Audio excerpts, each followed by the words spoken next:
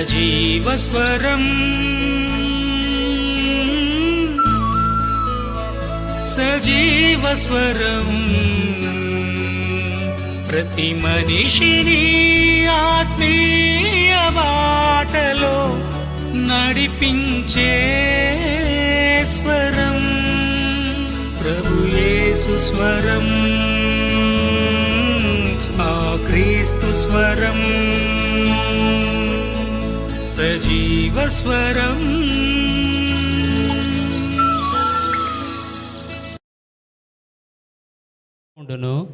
వాడు దుర్వార్తకు జడియడు.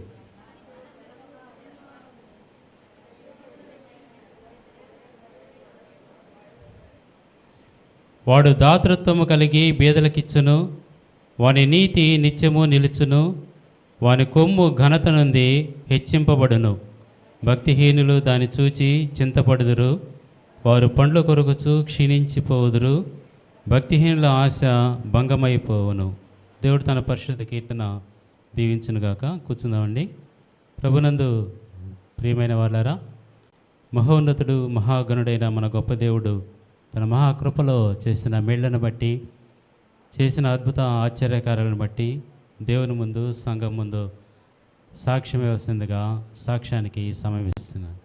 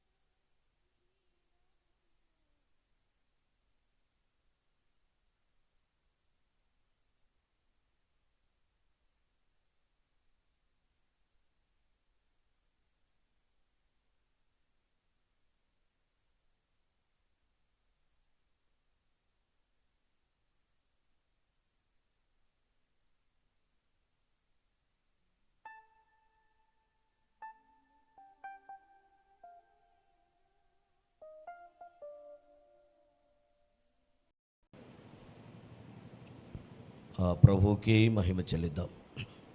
వినయము గలవారిని తగిన సమయములో హెచ్చించువాడవ.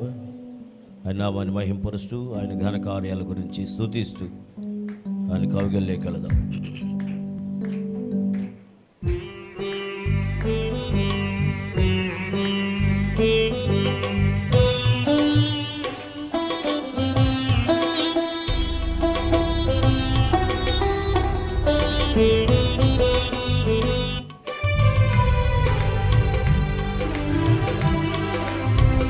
స్తుతిద్దాం అందరూ కలిసి. త్రియేక దేవునికి మహిమ కలుగునట్లుగా.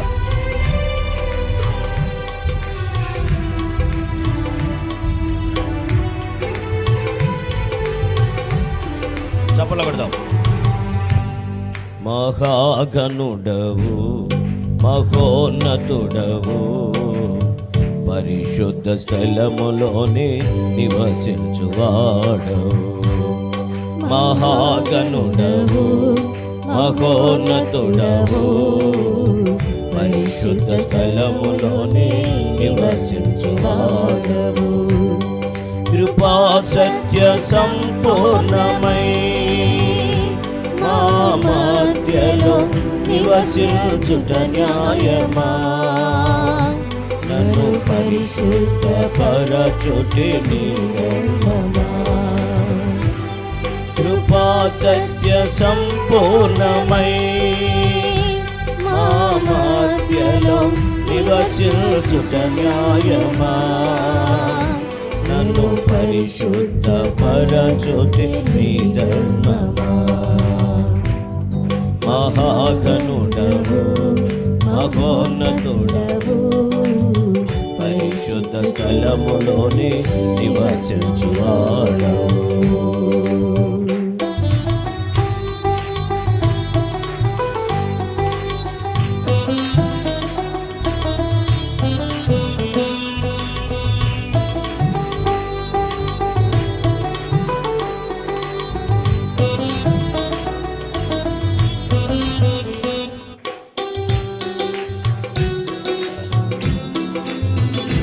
స్తోత్రం, స్తుతి.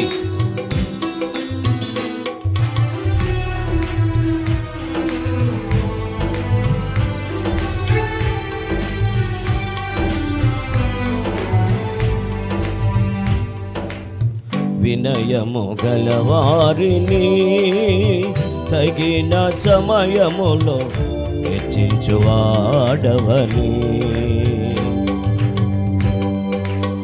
వినయము గలవారిని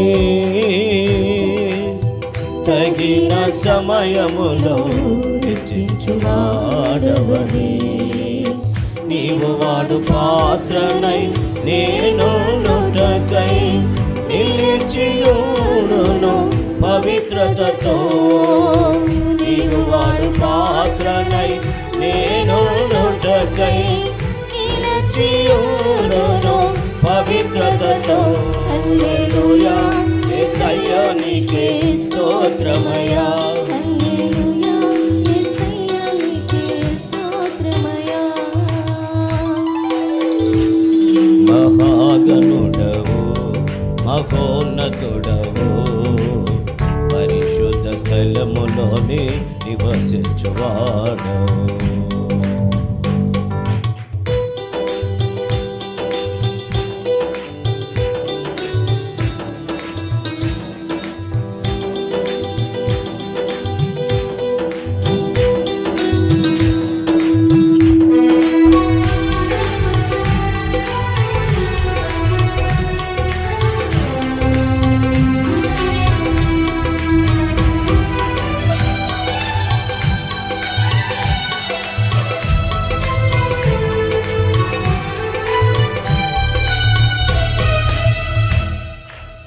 దీన మనసు గలవారికి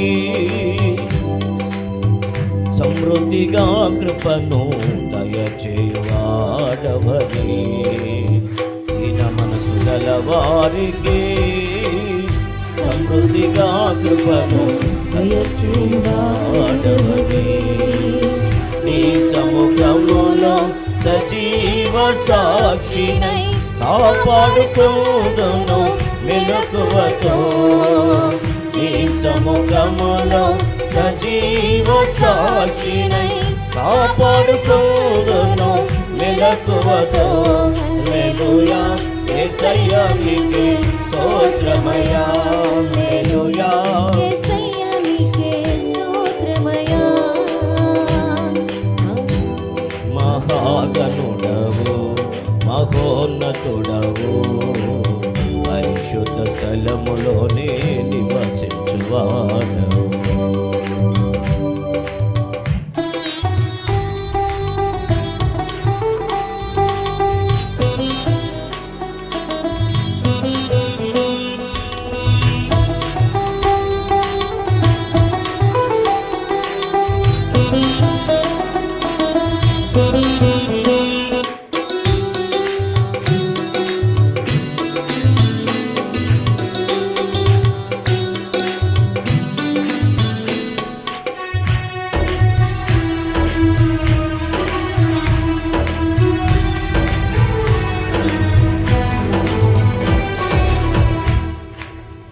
శోధింపబడు వారికి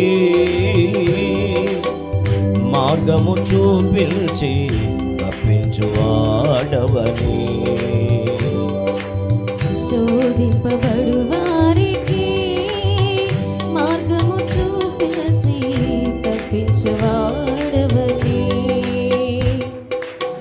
నా సిలువ మోయచు నీ సిలువ నీడను విశ్రమిల్తును అంతము వరకు. నా సిలువ మోయచు నీ సిలువ నీడను విశ్రమిల్తును అంతము వరకు. హల్లెలూయా యేసయ్యా నీకే స్తోత్రమయ్యా. హల్లెలూయా యేసయ్యా నీకే స్తోత్రమయ్యా. మహాగణుడవు మహోన్నతుడవు పరిశుద్ధ స్థలములోనే నివసించువాడవు. మహాగణుడవు మహోన్నతుడవు పరిశుద్ధ స్థలములోనే నివసించువాడవు. కృపా సత్య సంపూర్ణమై మా మధ్యలో నివసించుట న్యాయమా. నన్ను పరిశుద్ధ పరచుటే నీ ధర్మమా. కృపా సత్య సంపూర్ణమై మా మధ్యలో నివసించుట న్యాయమా. నన్ను పరిశుద్ధ పరచుటే నీ ధర్మమా. మహాగణుడవు మహోన్నతుడవు పరిశుద్ధ స్థలములోని నివసించువాడవు. మహాగణుడవు మహోన్నతుడవు పరిశుద్ధ స్థలములోని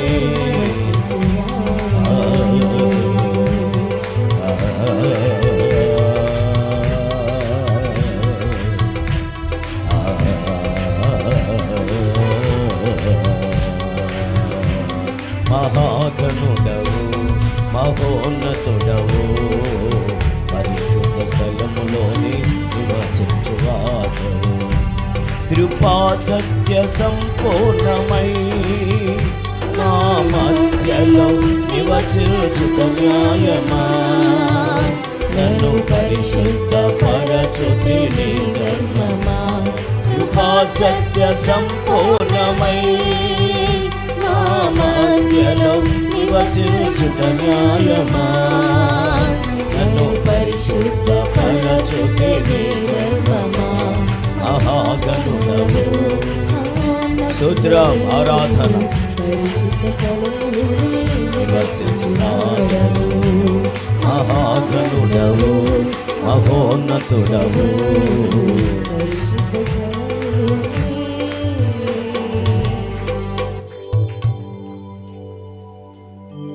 సర్వకృపానిధి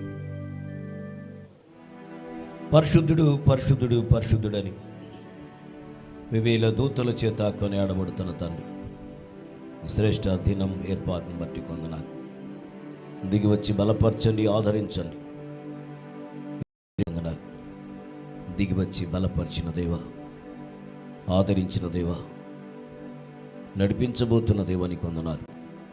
మాట్లాడు సజీవుడా, నీ మాట మమ్మల్ని బ్రతికిస్తుంది, నీ మాట మమ్మల్ని జీవింపజేస్తుంది.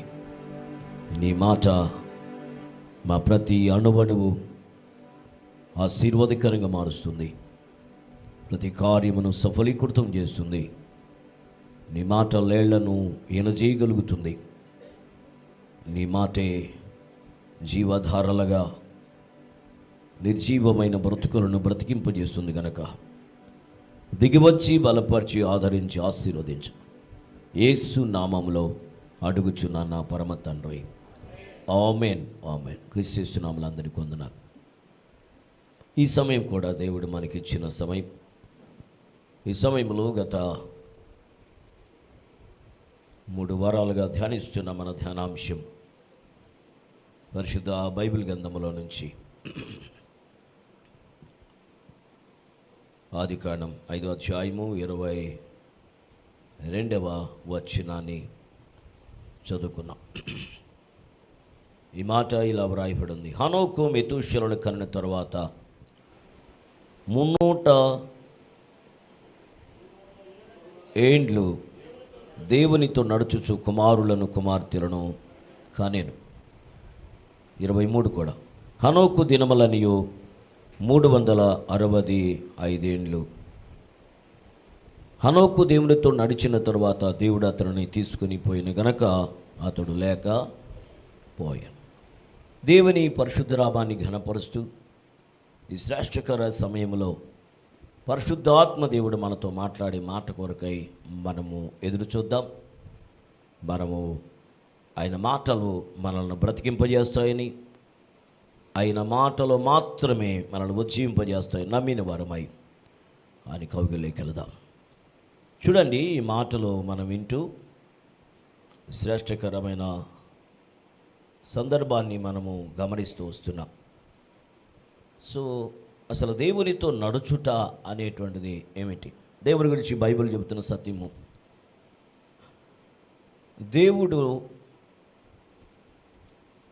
దేవుళ్లకు దేవుడు, లేక మా చెప్పాలంటే మహాదేవుడు. ఈ దేవుని గురించి అపోస్తలుడైన పౌలు గారు తిమోతితో మాట్లాడుతూ, ఈయన ప్రభువులకు ప్రభువు, ఇంకా రాజులకు రాజు. అంటే రాజులను వారమని ఇవ్వగలిగిన వాడు ఈయనే, ప్రభువులకు ఈయనే ప్రభువు. ద గ్రేటెస్ట్ అనిపించుకొని ఇన్ దిస్ వరల్డ్ ఎవరైనా ఒకళ్ళు ఉంటే వాళ్ళందరికీ ఈయనే ఆ గ్రేటెస్ట్ అన్న పదాన్ని, ఆ గొప్పతనాన్ని ఇస్తాడు. మీ బాధ తెలుసు, నేను నిన్ను గొప్ప చేసేదను, నీ నామమును నేను గొప్ప చేసేది, నిన్ను బట్టి నీ సంతానమును బట్టి సకల వంశమును నేను ఆశీర్వదిస్తానని ఏ దేవుడు ఏ ప్రజ గురించి మాట్లాడి దాన్ని నెరవేర్చాడో ఆ దేవుడే ఈ దేవుడు. ఈ దేవుని గురించే తిమోతితో మాట్లాడుతూ, నరులలో ఎవరు ఆయన్ని చూడలేదు, చూచి బ్రతికిన నరుడు ఎవరో లేరు నాయన. కొంచెం జాగ్రత్తగా ఉండు, నీ మాటలో నడతలో నడవడికలో నువ్వు జాగ్రత్తగా ఉండు. దేవుని చేతిలో పడుట బహుభయంకరము.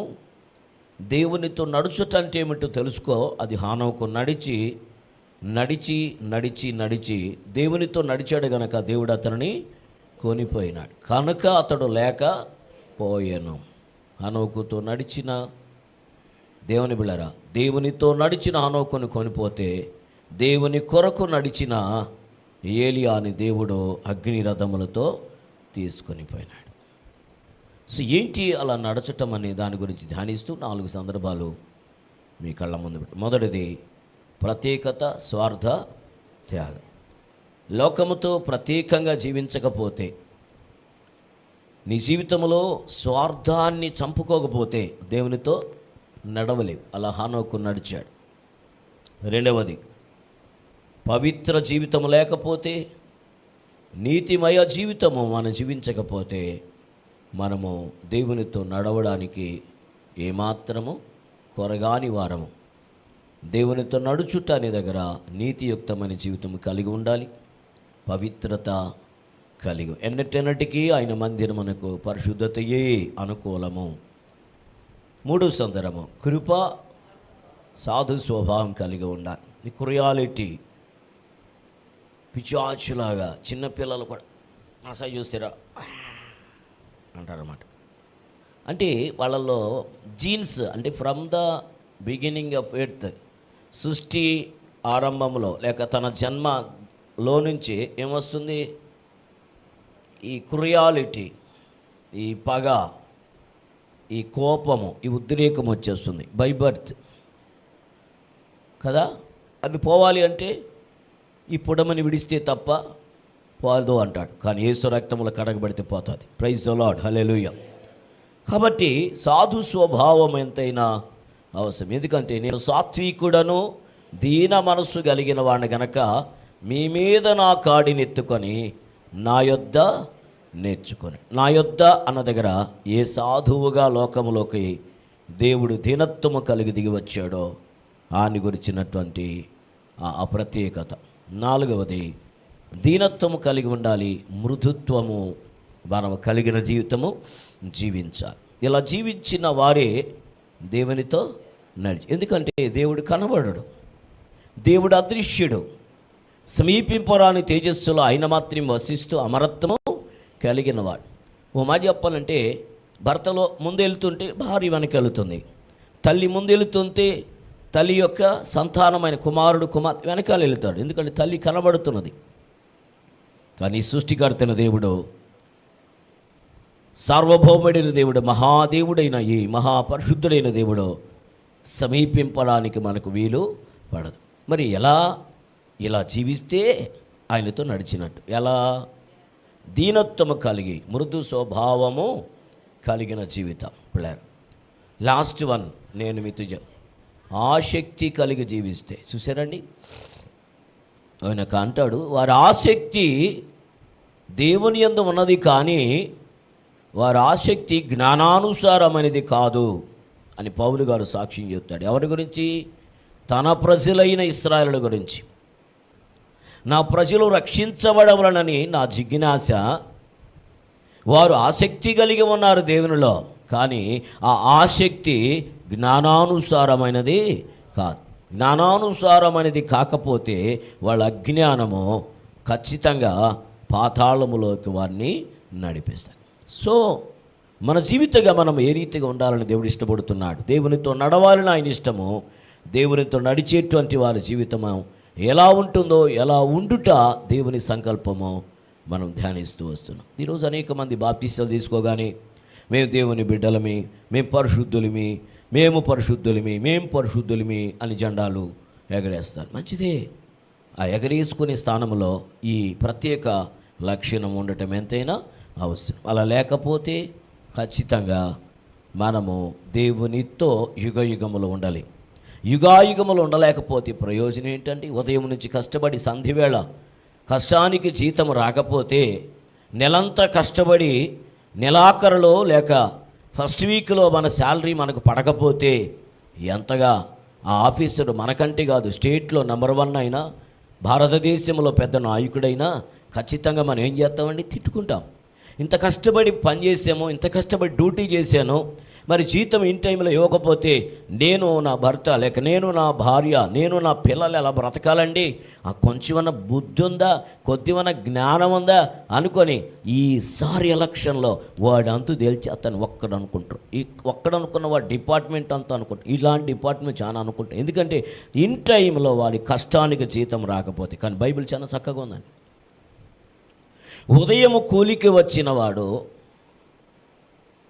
సూర్యుడు అస్తమించకమనిపోయి వానికి కూలి జీతం ఇచ్చేలాట. ఇవ్వకపోతే ఆడెళ్ళి వేదన పడతాడో, వాని సృష్టికర్తకు మొరపెడతాడో, సృష్టికర్త నిన్ను శిక్షిస్తాడేమో అంటాడు. చాలా జాగ్రత్త పడాలని. కష్టానికి జీతము దేవుడు ఇవ్వాలి, యజమానుడు ఇవ్వాలి. యజమానులు ఒకవేళ ఇవ్వకపోతే అందరికీ యజమానుడైన వాడు ఖచ్చితంగా వారిని శిక్షించడానికి వెనకంజ వేయడు. పనివాడు జీతమునకు పాత్రుడు అని చెప్పినది ఈ కోణంలోనే, ఈ పంథాలోనే, ఈ ఏర్పాటులోనే అని చెప్పడానికి నేను ఆనందిస్తున్నాను. ప్రియులారా, ఈ శ్రేష్టకర సమయము దైవ అనుగ్రహం వలనే మనకు అనుగ్రహించబడినది కనుక కొన్ని నిమిషాలు మనం లేఖనాలని పరిశీలించాలి. ఇంతవరకు 5 విషయాలు మీ కళ్ళ ముందు పెట్టాను. ఇంకా 2 మన కళ్ళ ముందు ఉన్నాయి. దేవునితో నడుచుట అనేటువంటిది 6వ అనుభవం ఏమిటి అంటే సహనము, దీర్ఘశాంతము కలిగి ఉండాలి. ఇప్పుడు దాకా చెప్పిన మాటలు కాదా? అలా కాదు. ఇప్పుడు చెప్పవలసింది ఇది క్రొత్త పదమా? క్రొత్త పదమే. చాలామందికి ఈ అనుభవము లేదు. పిల్లారా, ఏంటంటే ఏమి లేదు, అదే డేంజర్. సహనము లేకునే భార్యాభర్తల మధ్యలో గలిబిల్లి లేగుతాం. సహనము లేకనే కొంచెము అలసిపోయిన వాళ్ళ ఆవిడ కష్టపడి అన్నం వండి అన్నీ బాగున్నాయి, ఉప్పు కాస్త కొంచెం ఎక్కువైందని పళ్ళెం తిరగేస్తూ ఉంటే ఇతనికి ఏమి లేదండి, సహనం లేదు. ఎక్కువైందని తిరగేస్తే ఒక రకం, తక్కువైందని తిరగేసాడు. తక్కువైతే ఏం వేసుకోవచ్చు? మరలా వేసుకోవచ్చు. అంటే సర్దుబాటుకి సమయం ఉంది అక్కడ. సహించలేని భర్త తిరగేసేసినాడు. కారణం ఏంటంటే వీడు ఇంకొక దగ్గర దీనేసి వచ్చేస్తుంటాడు. ఎలా వీడు ఇంత కష్టపడి నీ కొరకు శ్రమపడి చెమటోర్చి సహించి నీకు సిద్ధపరిస్తే, ఇంగిత జ్ఞానము లేని సహనము లేని అయ్యగారండి మీ ఆవిడిని రాత్రంతా పగలంతా మరలా తిరిగి వండి శభాష్ భలే ఉంది అనిపించుకున్నదాకా వేదన పడాలా? జ్ఞానం లేదా? ఈరోజు క్రీస్తుకి ఈ అంశాలన్నీ క్రీస్తుని ఎరగిన వారి గురించి అయితే నాకొద్దు. ఎరిగిన తర్వాత మన ప్రవర్తన, ఎరిగిన వారు దేవునితో నడుచుట అనేటువంటి విధానం, ఎరిగిన తర్వాత సహనము కలిగిన జీవితం ఉండాలని. సహనము కలిగిన జీవితం లేకపోతే వారు దేవునితో నడిచిన కోణములో ఉండరు అని చెప్పడానికి ఒక సేవకుడుగా, మీ కొరకై మీ మంచి కోరేటువంటి ఒక ప్రయోజకుడుగా, మిమ్మల్ని అభిమానించే ఓ సంఘ కాపరిగా నీ సహోదరుడిగా బ్రతిమలాడుతున్నాం. కొలస్సీలకు రాసిన పత్రికలకు రండి. 1వ అధ్యాయం 11వ వచనం చూడండి పిల్లారు. ఆయనకు తగినట్లుగా. చూద్దామండి ఇక్కడ ఎవరికి తగినట్లుగట? ఆయన అనగానే మన సృష్టికర్త, లేక మనకు జన్మనిచ్చిన, మనకు జీవితమునిచ్చిన, మన జీవితాన్ని ముగించగలిగిన సర్వభౌముడైన సర్వాధికారిని దేవుని చదువుకున్నమాట. ఆయనకు తగినట్లుగా నడుచుకొనవలననియు ఆనందముతో కూడిన పూర్ణమైన ఓర్పును దీర్ఘశాంతమును కనపరుచునట్లును ఆయన మహిమ శక్తిని బట్టి సంపూర్ణ బలముతో బలపరచబడవలనని తేజోవాసులైన ఏంటంట పరిశుద్ధుల యొక్క స్వాస్థ్యములో పాలివారము అగుటకు మనలను పాత్రులుగా చేసిన తండ్రి అయిన దేవునికి మీరు కృతజ్ఞతాస్తుతులు చెల్లించవలననియు దేవుని బతిమాలుచున్న దేవునికి స్తోత్రం కలుగునుగాక. హల్లెలూయా. ఒకవైపున దేవుడు మనకిచ్చేటువంటి, మన కొరకే సిద్ధపరిచిన ప్రత్యేకమైన పథము లేక మార్గాన్ని గురించి బోధిస్తూ, దేవుని బ్రతిమలాడుతూ, మనతో కూడా హెచ్చరిస్తూ, ఇద్దరి మధ్యలో మధ్యవర్తిగా ఒక దైవ సేవకుడు ప్రత్యేకమైనటువంటి విజ్ఞాపన. కొలస్సీలారా మీరు ఆలోచించండి. కొలస్సీ సంఘమా, మీకు లేనిది కానీ దేవుడు కోరుకునేది, మీ దగ్గర చూడాలి అనుకున్నది ఆ సహనము.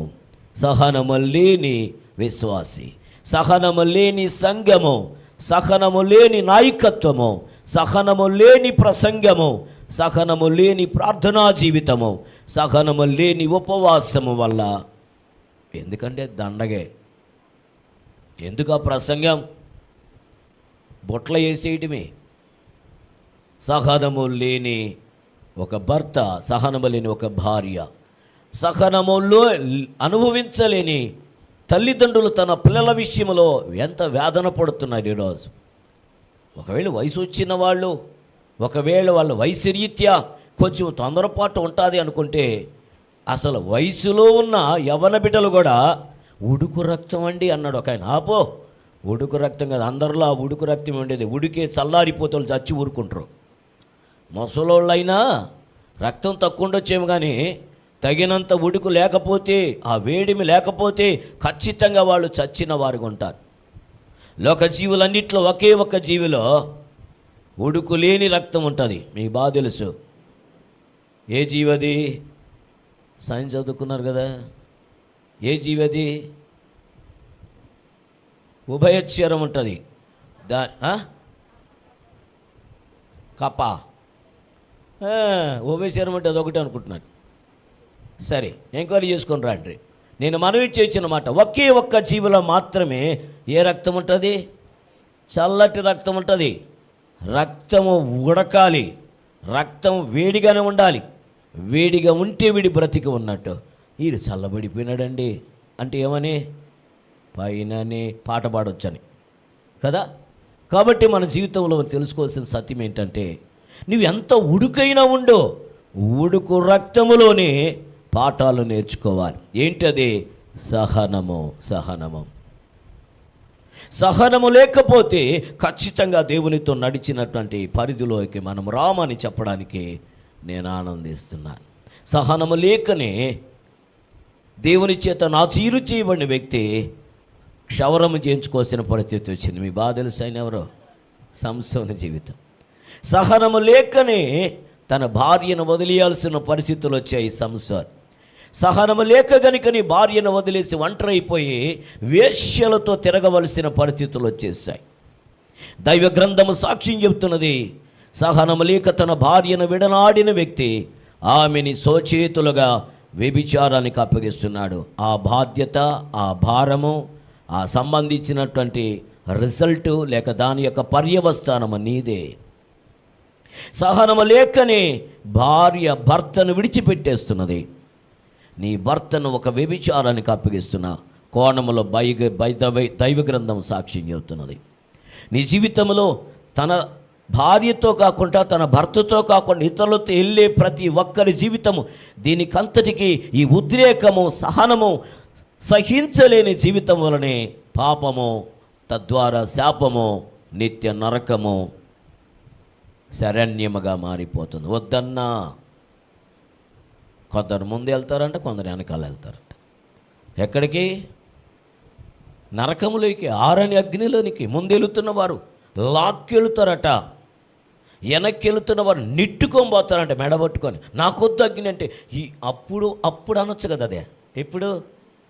అక్కడక్కడ తిరిగేసేవి కదా ఉద్రేకంలో, అక్కడక్కడ పరిగెత్తేవి కదా. ఆ పరిగెత్తినటువంటి పరుగులాటలో తెచ్చుకున్నావు కదా జబ్బు. ఆ జబ్బు మెడిసిన్ ఎట్టుకుంటూ తగ్గుతుంది. ఆ జబ్బు దేవుడు కనికరిస్తే తగ్గుతుంది. ఇక్కడ మాత్రం ఈ పాపము కనికరము లేనిది కదా. ఆయన మాట్లాడతాడు, మరణమన్నది కనికరించదు, నరకమున్నది అది జాలి చూపదు. మరణమున్నది కనికరించదు, నరకమున్నది అది జాలి చూపదు. రాలిపోయే పువ్వుకు ఎందుకిన్ని రంగులు, విడిచి వెళ్ళే గూడుకు ఎందుకిన్ని హంగులు. అందమెంత ఉన్నా, బంధుబలగమెంత ఉన్నా, అందమెంత ఉన్నా, బంధుబలగమెంత. రాలిపోయే పువ్వుకు ఎందుకిన్ని రంగులో, విడిచి వెళ్ళే గూడుకు ఎందుకిన్ని హంగులో.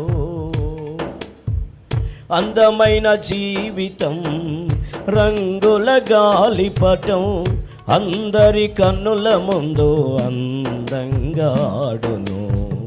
అందమైన జీవితం రంగుల గాలిపటం, అంటే ఉన్నంత వరకేగా ఆధారమైన దారం. అంటూ ఉన్నంత వరకేగా తెగక మానునా, తెగినంత ఆగునా. అది తెగక మానునా, తెగినంత ఆగునా. ఎక్కడో కొమ్మకు చిక్కుకొని చినుగును, ఎక్కడో కొమ్మకు చిక్కుకొని చినుగును. రంగులే మాయే, చెంగులే మాయే, దాని హంగులే మాయే. రంగులే మాయే, పొంగులే మాయే, చెంగులే మాయే. ఆ గంతులు గతిలేని బ్రతుకులు ఎంతకాలం?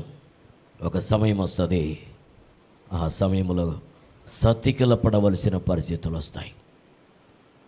ఆధారమైన దారం అంటే ఉన్నంత వరకేగా. ఆధారమని తండ్రి ఉన్నంత వరకే, ఆధారమని భర్త ఉన్నంత కాలమే, ఆధారము అనుకున్న ఆ బ్యాంక్ బ్యాలెన్స్ ఉన్నంత కాలమే. అది ఎప్పుడు మాయం చేస్తాడో ఆయనకి తెలుసు, ఇప్పుడు ముగించాలో ఆయనకి బాగా తెలుసు. ఆ సమయంలో సతికిల పడవలసిన పరిస్థితులు వస్తాయి. కానీ ఆ సమయం రాకమనిపే సహనము అనేది దేవుడి నీ దగ్గర, నా దగ్గర, మనందరి దగ్గర కోరుకుంటున్నాడు. సహించితే గద్దింపు వచ్చేది కాదు దావీదు జీవితానికి. సహించలేక పోతే నన్ను అడగొచ్చు కదా అన్నాడు దేవుడు. ఎంతమంది భార్యలనిచ్చే ఆరందరినీ పక్కన పెట్టి ఇంకా కావాలంటే నేను ఇచ్చుందును కదా. ఎక్కడో సైనికుని యొక్క భార్యేనా నీకు ఇష్టపడింది? నా హృదయానుసారుడు దావీదు అని నేను సర్టిఫై చేస్తే, నా సర్టిఫికేషన్లో నేను సర్టిఫై చేసిన నా విధానాన్ని భంగపరిచావు. ఏంటి నువ్వు చేసింది అని ప్రవక్తను పంపించి కథ చెప్పిస్తే వెంటనే చెప్పిన వచ్చిన సేవకుని చంపొచ్చు. కానీ వెంటనే అవునయ్యా నేను ఆ పాపం చేశాను అన్నాడు. పశ్చాత్తాపడ్డాడు. పశ్చాత్తాపడి ఉపవాసముండి తన కన్నీళ్ల చేత తన పరిపే తేలిపోయేంతగా ఏడ్చాడు. ఏ ప్రవక్త అయితే నువ్వు ఖచ్చితంగా శిక్షను అనుభవిస్తావు, మరణపాత్రుడు అని చెప్పాడో అది ప్రవక్త ద్వారా ఆత్మదేవుడు దిగి వచ్చి మాట్లాడుతున్నాడు. సూర్యుడు ఉన్నంత వరకు, భూమి ఉన్నంత వరకు నీ సింహాసనం మీద రాజు ఒకడు ఉండక మానడు. వాగ్దానం అయితే వచ్చేసింది, కానీ వాగ్దానం పొందడానికి ఈయన చిప్పులు కూడా లేకుండా కాలి నడకన కొండ మీద ఈత చెట్ల కలిగిన స్థలములో నడవాల్సిన పరిస్థితి. కాళ్ళు నచ్చలేదంటవా? గాయాలు, కాళ్లకు ముళ్ళు, కాళ్లకు రాళ్ళు నొచ్చుకోలేదంటవా? నొచ్చుకున్నాయి. చేసిన పాపమునకు శిక్ష తప్పించబడుతుంది అనుకోవటం భ్రమ. క్షమాపణ ఉన్నది, కానీ చేసిన పాపమునకు మాత్రం శిక్ష భరించక తప్పదు. తలకు కూడా కిరీటం పెట్టుకున్న ఈ వ్యక్తి కిరీటం లేనివాడై ముసుకి వేసుకొని ఏడుస్తూ అంగలారుస్తూ నడవలసిన పరిస్థితులు వస్తాయి. బీ వెయిట్, వేచి ఉండు, తగిన శిక్ష భరిస్తావు. వేచి ఉండు, మూల్యం అనుభవిస్తావు. కానీ సహించావా, దానికి కూడా మూల్యం ఆశీర్వాదకరంగా మారిపోతాయి. సహనము లేక ఉన్నట్టుండి ఏంటి అలా ఉన్నావు, సరి చేసుకో అనగానే నా సరి చూసావా. అప్పుడప్పుడు మనలో చెప్తారు, మనుషుల్ని ఇంకో దాంతో పోలుస్తారు. ఏంటట్టు చూస్తున్నావంట. ఎట్టా చెప్పండి, ఏం చూసినట్టు? మీకు తెలియదు కదా, నెల్లూరు వాళ్ళకి ఏం తెలియదు. ఏందట్టు చూస్తాను, ఎద్దు చూసినట్టు చూస్తాను. గద్దిస్తే, సరిచేస్తే, సరిచేసినటువంటి పెద్దల మీద తిరగబాటు అండి. ఇప్పుడు బాగానే తిరుగుబాటు ఉంటుంది, రేపు ఉంటుంది తిరుగుబాటు కాదు, తిరగలేక అమ్మా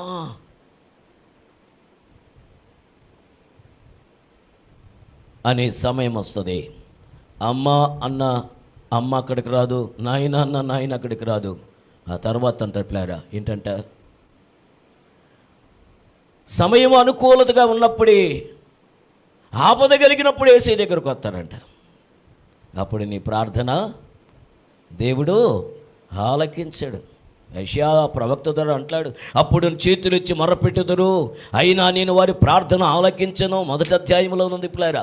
అప్పుడు చేతులు చాచుదురు, కానీ మిమ్మల్ని చూడక నా కనులను కప్పుకొందును. బహుగా, మామూలుగా కాదు, ఇప్పుడు దాకా ఉన్న ప్రార్థన కాదు, చెమట కారి మోకాళ్ళ మీదకి వచ్చి అయ్యో అమ్మో అంటాడు. నువ్వు ఎంతైనా కాగబెట్టుకో, నీ ప్రార్థనేను వేననట. నీ చేతులు రక్తముతో నీ చేయవలసిన పనులన్నీ చేసేసి ఇప్పుడు చేతులు ఎత్తితే నీ చేతులు రక్తంతో నిండేవన్న. ఆ తరువాత మారు మనసు పొందగోరి అవకాశము దొరక విసర్జించబడ్డాడు. ఎవరు అన్నా? ఏశావు. టక్కన రాదు కదా గుర్త. కాబట్టి మన జీవితంలో మనము తగిన సమయంలో సహనము, ఓర్పు కలిగి, లేక సహనము, దీర్ఘశాంతము కలిగి ముందుకు సాగటం ఎంతైనా అవసరమని సర్వశక్తి కలిగిన దేవుడు తేటగా, సూటిగా మనతో మాట్లాడి ఇష్టపడుతుంది. ఈ వాక్యం చూడండి, ఎఫెసీ గ్రంథం 4:23 చదువుకుందాం. ఎఫెసీయులకు రాసిన పత్రిక అపోస్తలుడైన పౌలు గారు 4:23 త్వరగా. మీ చిత్త వృత్తి యందు నూతన పరచబడిన వారై, అండర్లైన్ చేసుకోవాలి, నీతియు యథార్థమైన, అంటే భక్తిలో కూడా ఏమిన్నదో యథార్థత లేదు, భక్తి పరుల్లాగా వేషం ఉందని, వేషం ఉంది కాదండి. చూడండి ఎంత చక్కటి మాట. నీతియు యథార్థమైన భక్తియు గలవారై దేవుని పోలికగా సృష్టించబడిన నవీన స్వభావమును ధరించుకొనవలెను. అలా ధరించుకున్నటువంటి జీవితమే దేవునితో నడవగలిగిన జీవితం. ఈరోజు ఈ జీవితాన్ని ఇప్పటి వరకు ఎంత తొందరపడ్డావో నీ భర్త విషయంలో, ఎంత తొందరపడ్డావో నీ భార్య విషయంలో. చాలామంది ఎలా ఉంటున్నారంటే, తను చేసినది ఆవిడికేందండి చెప్పేదన్నాడు ఒక ఆయన. నీతో ఆవిడేందండి సంసారం చేయాలి అంటున్నాను నేను, ఊరికి అంటున్నాను. చాలామంది అన్నారు తాళి కట్టాను కనుక అన్నాడు. క్రైస్తవులు తాళి కట్టడం లేదు కదా, ప్రమాణాలు చేశాను కనుక అన్నాడు. ఈ ప్రమాణం చేస్తే నీతో ఉండిపోవాలా? నువ్వేం చేసినా నువ్వు ఎలా ఉన్నా ఉండిపోవాలా నీతో? పాస్టర్ గారు అంటే నువ్వు విడిపోమంటున్నాడు అని అంటారేమో. నేను విడిపోమని చెప్పను. విడిపో అనేది సాతాను, విడిగా ఉండు అనేది అపవాది, విడిపో విడాకులు తీసుకో అనేది లోక సంబంధమైన అహంకారం. కలిసి ఉండో, సహించు, సహనము కలిగి ఉండో. ఎంతవరకట? ఎంతవరకును ఉండగలవో అంతవరకు. ఇది యేసుక్రీస్తు వారికి అపోస్తలులకు మధ్యలో ఉన్న ఒక కొచ్చినది. యేసుక్రీస్తు వారు ఒకసారి సమావేశంలో అపోస్తలులు తన్నారు, నీ సహోదరుని ఎన్నిసార్లు క్షమించాలి అన్నాడు. అందరూ మౌనంగా ఉంటే ఒక ఆయన ఉన్నాడు కానీ తొందర అని అన్నాడు. 7 సార్లు అన్నాడు. అంటే మిగతా వాళ్ళందరూ ఈయన సాయనే అంటే నాకు ఒక్కడిగా తెలుసు అన్నట్టుగా మిగతా వాళ్ళకి కూడా తెలుసు, కానీ వాళ్ళు తొందరపడలా. ఈయన అన్నాడు. అప్పుడు ఈయనకి కౌంటర్ అయ్యేలా వీడు ఇంకా ఎక్కువ బిల్డప్ ఇస్తాడేమో అనుకున్నాడేమో. వెంటనాడు కాదు 77 సార్లు అన్నాడు. ఎన్నిసార్లు అట? 7 సార్లు కదరా, ఇంకొక 7 పక్కన పెట్టుకో, 14 కదా, ఇది 77 సార్లు. అప్పుడు అనుకున్నాడు అబ్బా తీరిందే. ఎవరు? చుట్టుపక్కల అనుకున్నారు. కానీ రహస్యం ఏంటంటే అప్పటి నుంచి ఆయన ఫిల్టర్ చేస్తూ వస్తున్నాడు. అప్పటి నుంచే తన స్థానాన్ని పెంచుకుంటూనే వస్తున్నాడు. ఎవరి యొక్క విషయమో? పేతురు విషయం. అపోస్తలులు ఎవరికి అప్పగించాల తాళాలు? పేతురు చేతికి ఇచ్చాడు. ఇదిగో పాతాళము యొక్కయు పరలోకము యొక్కయు తాళపు చెవులని అధీనములు పొచ్చుతున్నా అంట. సంఘం యొక్క తాళపు చెవులు ఎవరికి ఇచ్చాడు? మిగతా వాళ్ళు ఇప్పుడు అనాలి కదా, మాకు రాకూడదా అనాలి కదా. ఎవరికి ఈడైనా ఫిల్టర్ చేసుకుంటూ వచ్చినంత మాత్రాన, సరి చేసుకుంటూ వచ్చినంత మాత్రాన ఆగు అనస్తా వచ్చాడు. అణిగిన వారిదే ఆశీర్వాదం. సహించిన వారమైతే ఆయనతో కూడా ఏలుదము. పెద్దంగా చెప్పండి, మీరే రాజులు. సహించిన వారమైతే సహించగా నాకొద్దు నేను వెళ్ళొస్తా అని ఎక్కడికి వెళ్తారంట కదండి. మీకు తెలియదు కదా నెల్లూరు వాళ్ళకే. నాకు తెలుసులే, నేను నెల్లూరుని కాదు. నేను వెళ్ళొస్తా డంబాయిపాలెం అంటే వెళ్తారంట చాలామంది. ఎక్కడికే? ఈ పాలెంలో లేదా ఆశీర్వాదము? ఈ పాలెంలో లేని ఆశీర్వాదం నువ్వు ఏ పాలెనికి వెళ్ళినా ఎక్కడికి వెళ్ళినా నీ బ్రతుకు దమ్మిడినే. దమ్మిడి కూడా మిగలదు. నీ ఉన్నదంతా ఓడగొట్టుకుంటావు, ఉన్నది కూడా పోగొట్టుకుంటావు. చివరికి అయ్యో అనే సమయం కల్లా నువ్వు ఉండవు, నీ కోరిక ఉండదు. చాలామంది అనుకుంటున్నారు అలా చేస్తే ఇలా చేస్తే అలా చేస్తే ఆశీర్వాదాలు వస్తాయి అనుకోండి. ఈ మధ్యకాలం నేను ఒక హాస్పిటల్కి వెళ్ళొచ్చాను. చాలా కాలంగా హాస్పిటల్లో ఉన్నాడు, చాలా ఇబ్బందిగా ఉన్నాడు. ప్రార్థన చేస్తున్నాం, కానీ ప్రార్థన చేసి నేను పెదాలతో ఒకటే కాకుండా నా పని ఏదో చేద్దాం అనుకొని వెళ్ళి హాస్పిటల్కి చాలా దూరం మంది వెళ్ళాను. హాస్పిటల్కి వెళ్ళగానే అయ్యా మీరు వచ్చారా అన్నాడు. నేనే కదా, మా ఆవిడ నాతో పాటు కొంతమంది వెళ్ళాం. దేవుని బిళ్ళారా అలా ప్రార్థన చేశాను, ఏదో చేయాల్సింది చేసాము. వస్తామంటే ఏది ఇవ్వని నాకు వద్దున, నన్ను హాస్పిటల్లో ఉన్న అవసరం అనుకున్నా.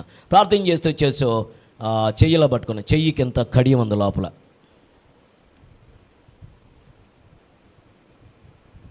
నువ్వు దాచిపెట్టుకుంటే దాగుతుందా? నేను మామూలుగా ఇలా చెయ్యి పట్టుకోను, చెయ్యి ఇలా పెట్టి ప్రార్థన చేసి వచ్చేస్తా. ఇలా పట్టుకోగానే ఇంతలా తాయితే తగలుతాను. బతుకు జడ ఒక్కరిని నమ్ముకోండి. అయినా ఉంటే అట్టన్నా ఉండండి, లేదంటే ఇట్టన్నా ఉండండి. 2 నడకలు నడుస్తా ఆయన ఏం చేస్తున్నాడో ఏందంట ఆయన చూస్తానే ఉన్నాడు. ఎందుకంటే నువ్వు సహించలేకపోతున్నావు. శ్రమ ఎక్కువైతే ఆశీర్వాదములు ఎక్కువవుతాయి. సహించిన మనం శ్రమ ఓర్పు పరీక్ష నిరీక్షణను కలిగించినవా ఆరమని ఎరిగి శ్రమల యందును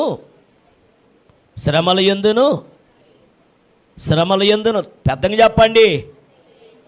కొంచెం పాలు గీలు తాగిరండి, ఉపవాసం ఉండు. శ్రమ ఓర్పు పరీక్ష నిరీక్షణను కలిగించిన ఎరిగి శ్రమల యందును అతిశయించదము. నా అతిశయము దేవా నువ్వే, ఎందుకంటే నీవు నా కొరకే సహించావు కాబట్టి. మొదటి మాటని తేజోవాసుల స్వాస్థ్యములు యుగయుగములు ఉండాలంటే, దేవునితో నడవడం అంటే సహనము, దీర్ఘశాంతము. రెండవ అనగా ఈరోజు ధ్యానంలో 6వ సందర్భం, మొదటిది సహనము, దీర్ఘశాంతము. లాస్ట్ వన్ నీకు చెప్పి నేను క్లోజ్ చేసేస్తాను. సమయం సద్వినియోగం చేసుకున్నాం. కాకపోతే 7 సందర్భాలు ఒకసారి రిపీట్ చేయాలి కాబట్టి 7వ సందర్భాన్ని చూద్దాం ప్లేరా. చూడండి, మనకు కావాల్సిందంటే హెబ్రీ గ్రంథంలోకి వెళదాం. హెబ్రీలకు రాసిన పత్రిక 3వ అధ్యాయం 5వ వచనం చదువుకుందాం ప్లేరా. హెబ్రీలకు రాసిన పత్రిక 3వ అధ్యాయము, అండర్లైన్ చేసుకున్నారా మాట ఏంటంట? ముందు చెప్పబోవు సంగతులను సాక్షార్థముగా మోషే పరిచారకుడై ఉండి, దేవుని ఇల్లంటే టక్కని చెప్పాల, దేవుని మందిరమే. ఈరోజు రక్షించబడ్డవారమని చెప్పుకొని మందిరానికి వస్తూ నమ్మకత్వము లేని జీవితాలు. ఏదైనా సరిచేద్దామని దైవ సేవకుడు కొంచెము సరిచేద్దామని వాక్యపరంగా మాట్లాడితే ఇక 3 రోజులు కనబడరు. ఫోన్ చేసి ఫోన్ కూడా తీరు. ఏమో సేవకులకేం ఒరిగిపోద్దా, నీకే ఒరిగిపోయేది. ఎందుకంటే సరిచేయబడకపోతే దేవుని మందిర విషయంలో నమ్మకత్వంగా సాగిపోక లేకపోతే, నమ్మకమైనటువంటి విశ్వాసిగా, నమ్మకమైనటువంటి అనుసరించేటువంటి అనుచరుడుగాను ఉండలేకపోతే, నమ్మకంగా ప్రాణం పెట్టిన యేసయ్య నీ కొరకు ఎందుకు సిద్ధపరిచిన ఈవులో ఇవ్వాలి?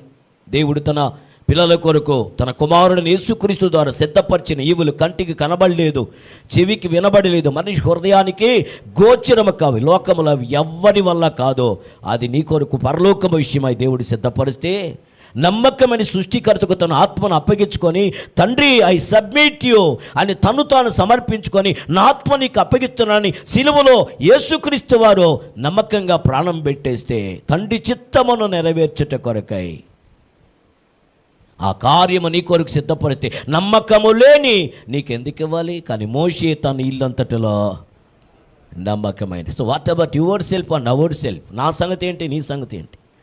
దేవుడు అప్పగించిన దేవుని మందిరములో నమ్మకత్వం లేకపోతే, మందిరములో నీ నమ్మకత్వం, మందిరములో నీ సహోదరుల విషయంలో నమ్మకత్వం, మందిరములోకి వచ్చిన తర్వాత నీ కుటుంబంగా నీ నమ్మకత్వం లేకపోతే, నీ నమ్మకత్వము లేని నీ బ్రతుకుకు దేవుడు సిద్ధపరిచిన ఈ నమ్మకమైన పరలోకాన్ని, మహిమ కలిగిన కిరీటమును యుగాయుగములు మారని ఆయన సన్నిధిని నీకెందుకు ఇవ్వాలి? ఆయన ఇచ్చుట కొరకే త్యాగము చేస్తే, ఇచ్చుట కొరికే సమర్పిస్తే, ఇచ్చుట కొరికే తను తాను బొలిగా, దేవుని ఆయన అంటాడు పోలిగా తను తాను అప్పగించబడితే, ఆయన చేసిన త్యాగం యొక్క సమర్పణకు నువ్విచ్చే విలువ ఇదేనా అని దేవుడు అడగడానికి వెనకంచి వేయట్లేదు.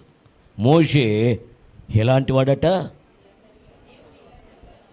ఇప్పుడు చదువుకున్న ప్లార్ అదే 3వ అధ్యాయం 2వ వచనం చూడండి ప్లార్. దేవుని ఇల్లంతటిలో మోషే నమ్మకంగా ఉండినట్లు ఈయన కూడా తను నియమించిన వానికి ఈయన అంటే ఆయనే యేసుక్రీస్తు. మోషే నమ్మకంగా ఉన్నాడు పాత నిబంధనలో, ఇప్పుడు యేసు నమ్మకముగా తను తాను అప్పగించుకున్నాడు. అది మధ్యలో మన సంగతి ఏంటి? నమ్మకత్వం ఉందంటవా? నమ్మకంగా మోసం చేస్తామా? నమ్మిచ్చి మోసం చేస్తామా? సత్యంగా వస్తాను బ్రదర్, సత్యంగా చేస్తాను. సత్యాలు చెప్పొద్దు, భాష చేయొద్దు, కానీ చెప్పిన మాట ప్రకారం నిలబడి. ఒక తండ్రి అన్నాడు పెద్దోడిని పిలిచారు, బాబు పొలంలోకి వెళ్ళేసి పొలం ఎలా ఉందో, పైరు ఎలా ఉందో, పరిస్థితి ఎలా ఉందో ఒకసారి చూసిరారన్నాడు. ఖచ్చితంగా వెళ్తాను, నువ్వు చెప్పితే నేను పోకుంటా ఉంటానా? అగ్ని సెలవివ్వండి నేను చేసేస్తాను అన్నట్టుగా అన్నాడు పెద్దోడు. ఎందుకంటే ఈయన మంచి బాలుడు. ఈ మధ్యకాలంలో చెప్పే బెనహరు మంచి, కానీ కనబట్టలే, ఇక్కడ ఎక్కడున్నాడు తెలియట్లే. బాగా బెనహరు వాళ్ళ ఆవిడ ఇంకా మంచి బాలిక కదా. వాళ్ళైతే నేను తిట్టరు కాబట్టి చెప్తాను, ఇంకా ఇక్కడ అందరి పేర్లు పెట్టేసుకోండి. అక్కడ నమ్మకంగా వెళ్తానన్నాడు పెద్దోడు. చిన్నోడు పిలిచాడు, ఏంట్రా చిన్నోడు కాళ్ళు అట్ట ఎందుకు వస్తున్నావు, కొంచెం మామూలుగా ఉండొచ్చు కదా అని చెప్పి చిన్నోడు పొలంలోకి పోయిస్తారంటే, నేను వెళ్ళలేను, నీకు తెలుసు కదా నాకు ఎన్ని పనులో అన్నాడట. వాళ్ళ నాన్నగారు అనుకున్నా అంటే వీడు ఎట్టా పోయేటట్లేడు, ఇది పూరికోడు తిరగతానే ఉంటాడు వీడు అనుకున్నా అంట. వెళ్ళతాను నమ్ముకున్నా మిస్టర్ పర్ఫెక్ట్ వెళ్ళా ఎక్కడికి, పొలంలోకి. నేను బాను అన్నటువంటి వాడు వెళ్ళేసి వర్తమానం తెచ్చేసాడు, పొలం ఇలా ఉంది అలా ఉంది అంట. అందుకే అంటాడు ప్లేయర్, నీ జీవితంలో దేవుడు కోరుకునేది ఒకే ఒకటి, నీకు అప్పగించిన పని విషయంలో అది పాతాళముకు పోయే పని అయినా ఎలా ఉండాలట, శక్తి వంచన లేకుండా నమ్మకంగా పనిని పూర్తి చేయగలగాలి. నీ జీవితం దాన్ని కనుగొంటుట కొరకే యేసును వెంబడిస్తున్న వారు, యేసుతో నడిచిన వారుగా, దేవునితో నడిచిన హానోకు వలె నీ జీవితం దానికరంగా, దీవెనకరంగా, మేలుకరంగా, ఆశీర్వాదకరంగా ఉండాలంటే నీ దగ్గర, మనందరి దగ్గర దేవుడు కోరుకున్నది. కొంతమంది అంటారు నేను నాయకుని కదా, నేను ఆల్రెడీ సర్టిఫైడ్ కదా అనుకొని ఆయన మాట నిర్లక్ష్యం చేస్తే నమ్మకత్వం కానీ పోగొట్టుకుంటే, ఇప్పుడు నమ్మకత్వాన్ని పోగొట్టుకుంటే రేపు అన్నీ పోగొట్టుకోవాల్సిన పరిస్థితులు వస్తాయి. ఎందుకు కొరగాని వానిగా అందరూ నీకంటే వెనకొచ్చిన వారు, నీకంటే చాలా చిన్నవారు బహుమానాలు పొందుతుంటే వాళ్ళ వైపు చూసి జొల్లుగార్చుకోవాల్సిన పరిస్థితులు, చూడడానికి కూడా అవకాశం లేకుండా విడిచిపెట్టబడే పరిస్థితులు వస్తాయేమో. అలా వద్దు ప్రభువా, మోషేలాగా ఆ చిన్నవాళ్ళలాగా నేను నమ్మకం కలిగి ఉంటానయ్యా. తప్పిపోయిన కుమారుడులాగా కాక, తప్పు తెలుసుకొని బుద్ధి వచ్చిన తర్వాత, తండ్రి నీకు పరలోకానికి విరుద్ధంగా నేను పాపం చేశాను, కుమారుడును అనిపించుకున్నట్టుకు నేను తండ్రి అనిపించుటకు నాకు యోగ్యత లేదయ్యా, నీ కూలివానులు నన్ను వకనిగా చేసుకో, నేను ఇక నుంచి నమ్మకంగా జీవిస్తా. ప్రైజ్ ది లార్డ్, హల్లెలూయా. ఈ నమ్మకత్వాన్ని దేవుడు కోరుకుంటున్నా. అలా నమ్మకమైన వారు మాత్రమే దేవునితో నడిచేటువంటి వారు. చాలామంది పాట పాడతారు, ముషీవలే సాగేదా, ఎవరు కొట్టలేదా, భలే బాగుంటుంది రిధం. కొట్టి వాళ్ళు కూడా భలే హుషారు కొడతారు, అప్పుడు దాకా కొట్టి అని ఆపేస్తారు, అప్పుడు మరలు ఎత్తుకోవాలంట. హానోకు వలే సాగేదా డిష్. వీళ్ళంతా డుష్ వస్తే ఇదంతా ఉలకే. The all believers they have no belief. దేవుని దగ్గర ఆ విశ్వాస్యతను చూపించలేకపోతున్నారు. నేను అలా ఉండాలనుకున్నా, అలా సాగాలని అనుకున్నా, కానీ ఇప్పుడు సాగలేక సతికిలా పడిపోతాను. అలా ఉండకూడదని ఉద్దేశంతో దేవునితో నడిచేవారు ఎవరంటే దేవుని ఇల్లంతటిలో మోషే నమ్మకముగా ఉండినట్లు ఆయన కూడా తన్ను నియమించిన వానికి నమ్మకముగా ఉండెను. హెబ్రీ 3:2 ప్రకారం, హెబ్రీ 3:5 ప్రకారం, దానియేలు గ్రంథం 3:18 చూడండి. రాజా నీ దేవతలను మేము పూజింపమనియో. ఎప్పుడు నమ్మకత్వం కనబడాలి, అన్నీ బాగున్నప్పుడు కాదు. 50,000 జీతం వచ్చేటప్పుడు 5,000 ఇవ్వటం పెద్ద ఏమి గొప్ప ఏమి కాదు. ఇప్పుడు 5,000 జీతం. 5,000 జీతం వస్తే 5,000 ఖచ్చితంగా ఇప్పుడు ఎంత ఇవ్వాలి, 500 ఇవ్వాలి. ఇది కష్టం అనిపిస్తుంది అండి. ఎక్కువ వచ్చినప్పుడు ఎక్కువ ఇచ్చాలనిపిస్తుంది, కానీ ఇప్పుడు తక్కువే వస్తుంది. కానీ ఇవ్వాలన్న దగ్గర మాత్రము ఇప్పుడు నా కష్టాలు ఆయనకి బాగా తెలుసు, నా అవసరతలు ఆయనకి బాగా తెలుసు, నా ఈఎంఐలు అన్నీ ఆయనకి బాగా తెలుసు. ఎందుకంటే 50 ఉన్నప్పుడు ఇచ్చి నేను ఇప్పుడు నేను అలా ఇవ్వలేకపోతున్నాను. ఈ నెల కదలే, రేపు నెల చూద్దాం. రేపు నెల తడిపి మోపుడైపోద్ది. తడిపి మప్పుడు 3 నెలలు, 4 నెలలు, 5 నెలలు, 6వ నెల అంటాడు. ఐఎమ్ వెరీ సారీ ప్రభువా, నేను ఇవ్వలేకపోతున్నా, నేను కూడా ఇవ్వలేను అనిగా నేను అంటే నీ సంగతి ఏంట్రా అని చెప్పి అంటాడు. నేను కూడా నీకు ఆయుష్యను, నీకు ఆరోగ్యనేమో, నేను ఎవరినో బ్లాక్మెయిల్ చేస్తున్నాను అనుకుంటున్నానేమో. ఇక్కడ నమ్మకత్వం గురించి వచ్చింది కనుక చెబుతున్నా. నీ నమ్మకత్వము నీ ప్రతి విషయంలో నువ్వు ఎలా ఉండాలో అది నీకు తెలుసు. ఎవరో బోధిస్తే నువ్వు బోధించబడవలసిన స్థితిలో లేవు. You know very well the word of God. Thy word, what say? In the name of Jesus Christ. యేసు క్రీస్తు ద్వారా దేవుడు ఏది చెప్తున్నాడో నీకు తెలుసు. నువ్వు వాక్యం చదువుతున్నావు, అనుదిన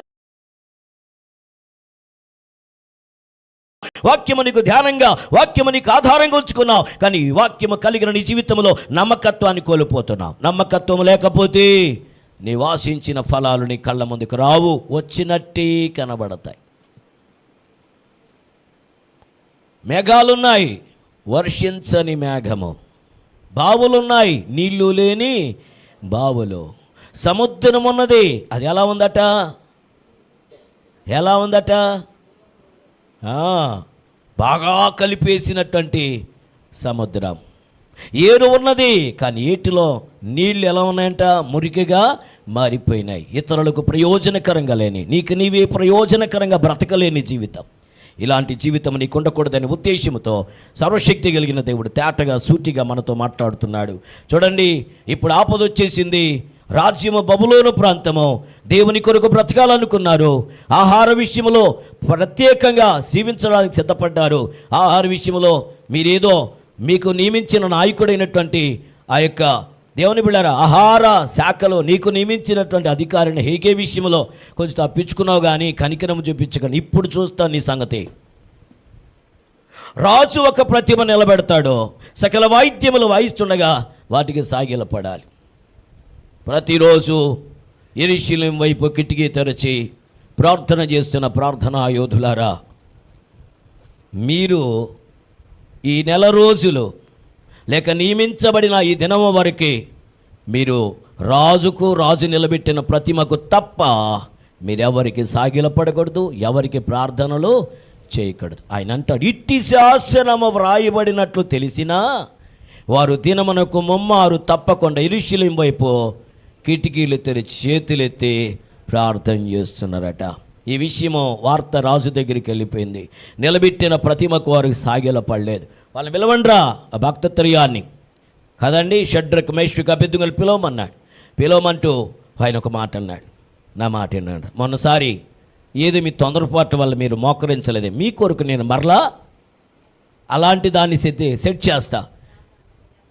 బాకాను, పిల్లను గురవని, పెద్ద వీణెను, విపంచికను, సింఫోనియాను, ఇటన్నిటినీ వాయిద్దా, సకల వాయిద్యాలు నువ్వు సాగిలపడాయి. మీ వాళ్ళు ఎవరు లేరు కదా, నిన్ను ఎవరు చూడట్లేదు కదా అన్నాడు. అప్పుడు అంటాడు, ఇదిగో నెబుకద్నెజర్. ఇప్పుడు దాకా రాజా మార్తాండ, రాజాది రాజన్న వీళ్ళు ఈ మాట దగ్గరకు వచ్చేటడికే పొగడ్డం పక్కన పెట్టి, ఇదిగో నెబుకద్నెజర్, ఇందును బట్టి మీకు ప్రత్యుత్తరం ఇవ్వవలసిన చింత మాకు లేని లేదు. మా దేవుడు అగ్నిగుండం నుంచి తప్పించి రక్షించుటకు సమర్థుడు అని ఆగల.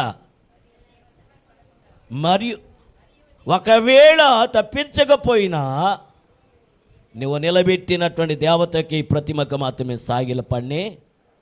ఇదండి నమ్మకత్వం అంటే. ఈ దేవతలను మేము పూజింపమనియు నీవు నిలబెట్టినటువంటి బంగారు ప్రతిమకు నమస్కరించమనియు తెలుసుకొనము. ఎప్పుడైతే ఈ మాట అన్నాడో, ఇంతకటిదాకా ఉన్న అభిమానించిన వాళ్ళకి ప్రమోషన్లు ఇస్తూ, నాయకత్వాన్ని ఇచ్చు, అధికారమునిస్తూ వచ్చిన ఈ రాజు కోపం మండి 7 అంతలు అగ్ని చేయమన్నాడు. అగ్ని చేశారు, కానీ అగ్ని 7 అంతలు అయితే దేవుని బిడ్డలారా వీళ్ళు భయపడతారు అనుకున్నారు. ఈరోజు నమ్మకమైన వారు దేనికి భయపడరు. హల్లెలూయా. ఒక అక్క ఇక్కడికే మందిరానికి సహవాసం వచ్చి మారు మనసు పొంది రక్షించబడి ఆరాధనలకు వచ్చి ఈ మధ్యకాలం ఇంకొక దగ్గరికి పోతా పక్కన వాళ్ళందరినీ వెళుతుందంట. నువ్వు అత్తవరావా, నేనే మందిరానికి తీసుకెళ్ళిన అంటుందంట. నేను అనుకుంటాను, ఈవిడ తీసుకొచ్చిన వాళ్ళందరినీ తీసుకెళ్ళిపోయినా మందిరం నాది కాదు, సహవాసం నాది, అంతకంటే కానీ నేనైతే వైఫ్ అండి కాబట్టి పిలుస్తా. ఏమక్క రావట్లేదు బ్రదర్, ఎందుకు రావట్లేదంట, రావడం రాకపోవటం నీ వంతు, వచ్చితే ఆశీర్వాదం, రాకపోయి అక్కడికి వెళ్ళి, అక్కడ కూడా మందిరమే కదా, అక్కడ కూడా మందిరం అయితే అప్పుడు వెళ్ళొచ్చు కదా. ఎప్పుడు ఆపదలు ఉన్నప్పుడు, అపాయం వచ్చినప్పుడు, ఇంటిని కొల్లగొట్టేటప్పుడు, నీ ఇంటిలో ఒంటిలో ఆరోగ్యం లేనప్పుడు, కలవరపడినప్పుడు అక్కడే ఉండొచ్చు కదా. అక్కడ వీలు పడలా, ఇక్కడ అన్నీ అయిపోయినాయి. ఈరోజు ఆరాధింతో నిన్ను దేవాని పాటలకు వచ్చేసావు కదండి. ఏడుపు పాట వదిలేసి స్తుతి ఆరాధనకు వచ్చావు కనుక అక్కడికి వెళ్తావు. స్తుతి ఆరాధన, ఏడుపు పాటను స్తుతి ఆరాధనగా మార్చిన దేవుడు స్తుతి ఆరాధన ఏడుపు పాటగా మార్చడానికి ఆయనకి రెప్పపాటే. కానీ నీ దగ్గర దేవుడు కోరుకున్నది నమ్మకత్వం.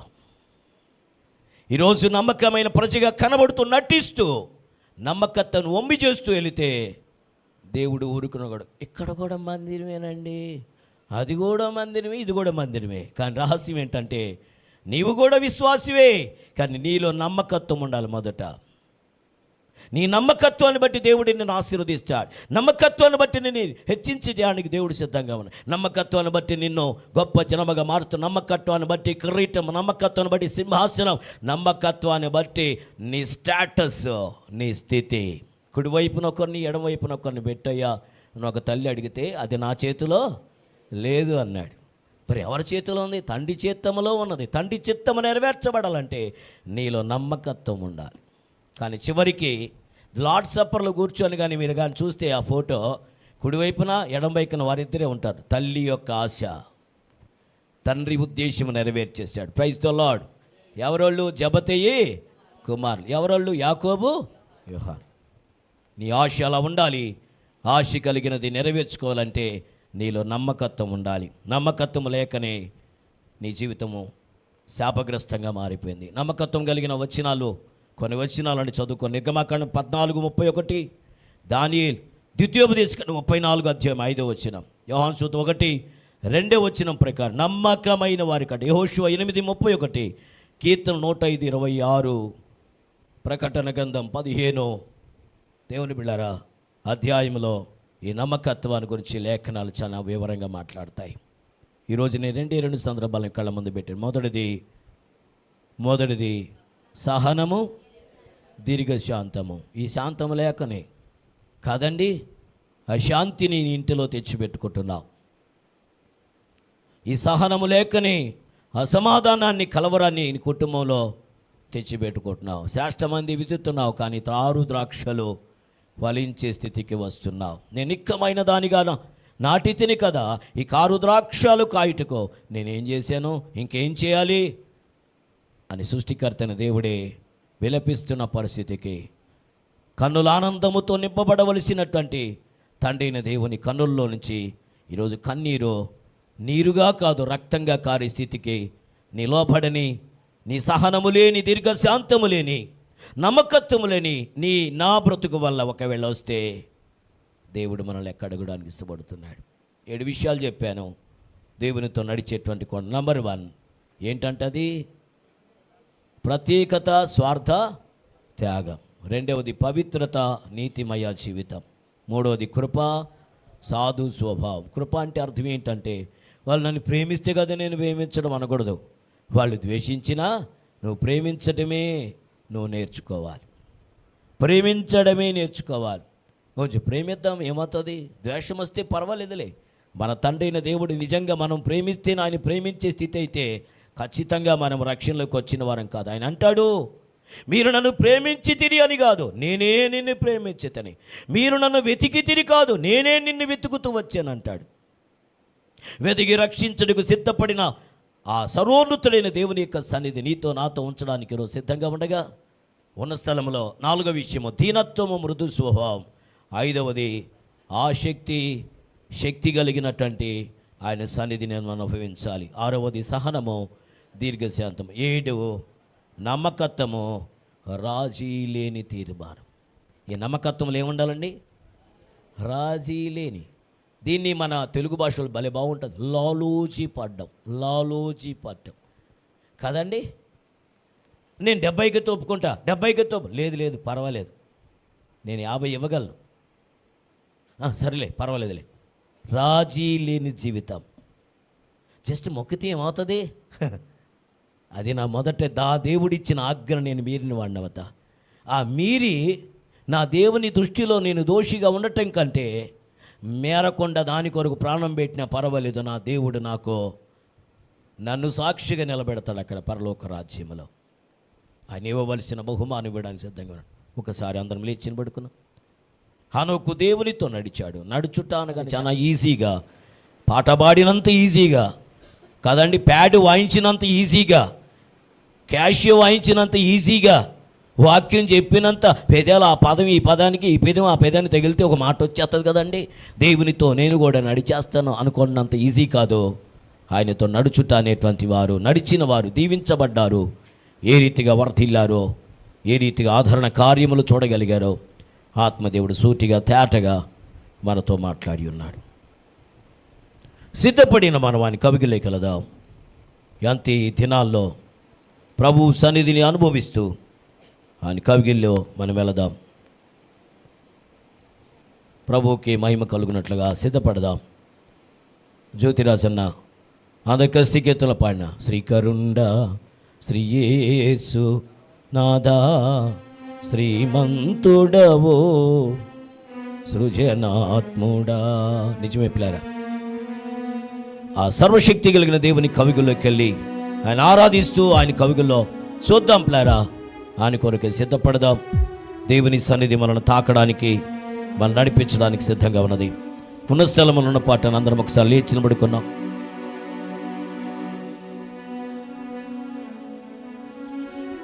హృదయపూర్వకంగా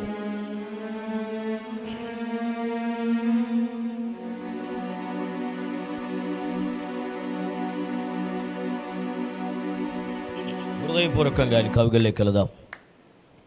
శ్రీకరుండా శ్రీయేసునాదా శ్రీమంతుడవు సృజనాత్ముడా. నిజమే పిల్లారా, స్వరమెత్తి గళమెత్తి ఆరాధించగలిగిన రీతిగా సిద్ధపడదాం.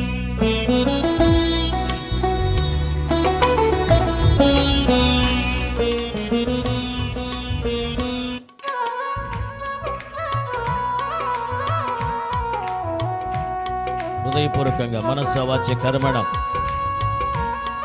ఆయన వెంబడించేవారుగా, ఆయనను అనుసరించేవారుగా, ఆయన కొరకు జీవించేవారుగా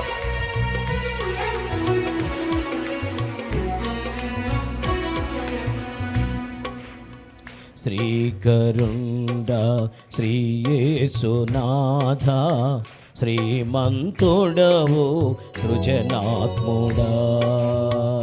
శ్రీకరుండ శ్రీయేసునాథ శ్రీమంతుడవు సృజనాత్ముడా.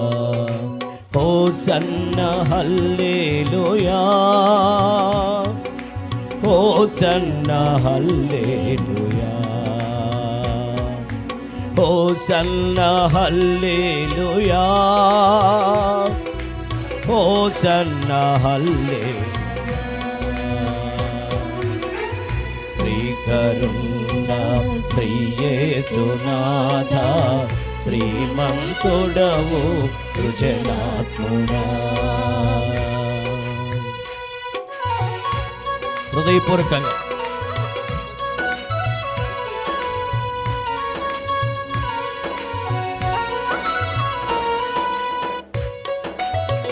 ఆరాధిద్దాం, స్తుతిద్దాం. మనస్సు వాచ్య కర్మణ త్రికరణ స్థితితో త్రియేక దేవుని కనపడదాం.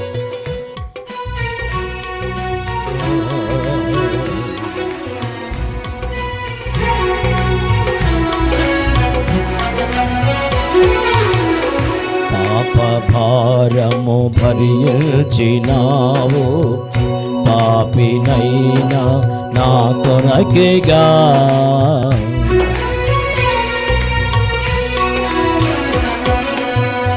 పాప భారము భరించినావు, పాపినైనా నా కొరకేగా.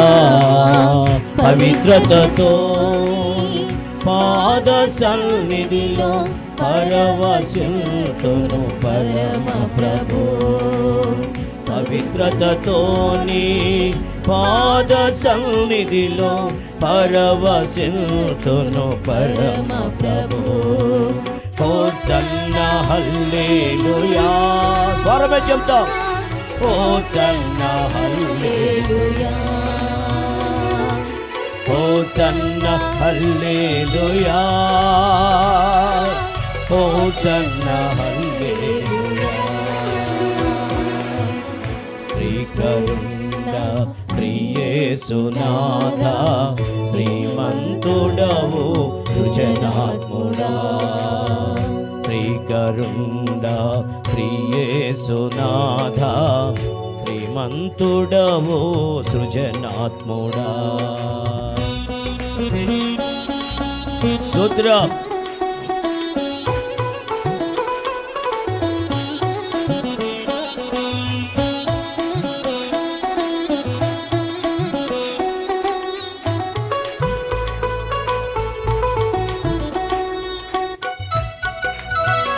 హల్లెలూయా. స్తోత్రం, స్తోత్రం. పూర్ణ బలముతో పూర్ణ శక్తితో.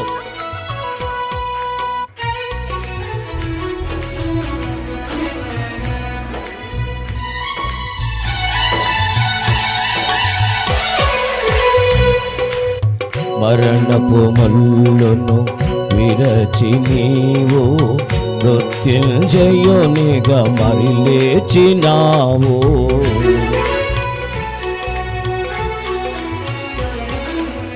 మరణపు మల్లును విరచి నీవు మృత్యుంజయునిగా మరి లేచినావు. మహిమోన్నతుడా నీ మహిమలను మహిలో నేను చాలెదను. మహిమోన్నతుడా నీ మహిమలను మహిలో నేను చాలెదను. హోసన్నా హల్లెలూయా స్వరమెత్తి హోసన్నా హల్లెలూయా హోసన్నా హల్లెలూయా హోసన్నా హల్లెలూయా. శ్రీకరుణ శ్రీ యేసునాథ శ్రీమంతుడవు సృజనాత్ముడా. శ్రీకరుణ శ్రీ యేసునాథ శ్రీమంతుడవు సృజనాత్ముడా. Glory, glory, mama, didaraba, dibari baraba, didu shabalaba, didaraba.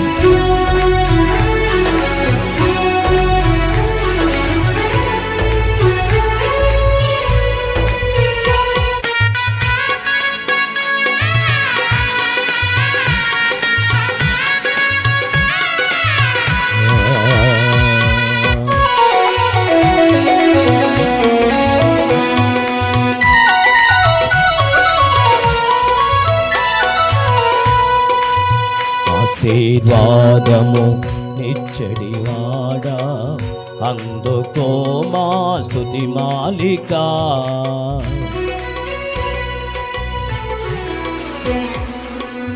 ఆశీర్వాదము నిచ్చడివాడా అందుకో మా స్తుతి మాలిక.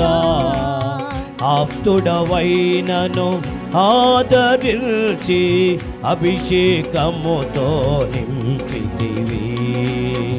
ఆప్తుడవైనను ఆదరించి అభిషేకముతో నింపితి. దట్స్ వై హోసన్నా హల్లెలూయా హోసన్నా హల్లెలూయా హోసన్నా హల్లెలూయా హోసన్నా హల్లెలూయా. శ్రీకరుణ శ్రీ యేసునాథ శ్రీమంతుడవు సృజనాత్ముడా. శ్రీకరుణ శ్రీ యేసునాథ శ్రీమంతుడవు సృజనాత్ముడా. స్వరమెత్తి హోసన్నా హల్లెలూయా హోసన్నా హల్లెలూయా హోసన్నా హల్లెలూయా. ఆత్మతో హోసన్నా సత్యముతో హోసన్నా హల్లెలూయా హోసన్నా హల్లెలూయా హోసన్నా హల్లెలూయా హోసన్నా హల్లెలూయా. కరుణా శ్రీ యేసునాథ శ్రీమంతుడవు సృజనాత్ముడా. శ్రీకరుణా శ్రీ యేసునాథ శ్రీమంతుడవు సృజనాత్ముడా. హోసన్నా హల్లెలూయా హోసన్నా హల్లెలూయా హోసన్నా హల్లెలూయా హల్లెలూయా హల్లెలూయా. హో రిమా మామా రికలూయా హోసన్నా హల్లెలూయా యేసయ్యా.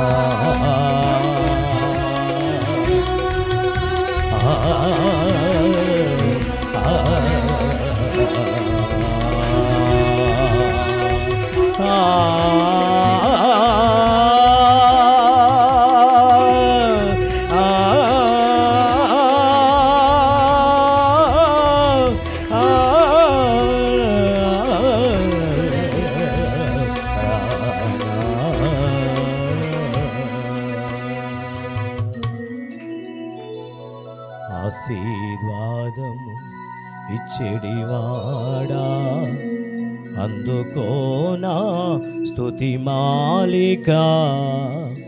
ఆప్తుడవైనను ఆదరించి అభిషేకముతో నింపితివి. సర్వకార్యముల కర్తను దేవుని మీద అనుకుందాం. సేవకులు ప్రార్థన చేయగా ఏకీవిద్దాం. తండ్రిని దేవుడు మన సాయం చేయడానికి సిద్ధంగా ఉన్నాడు.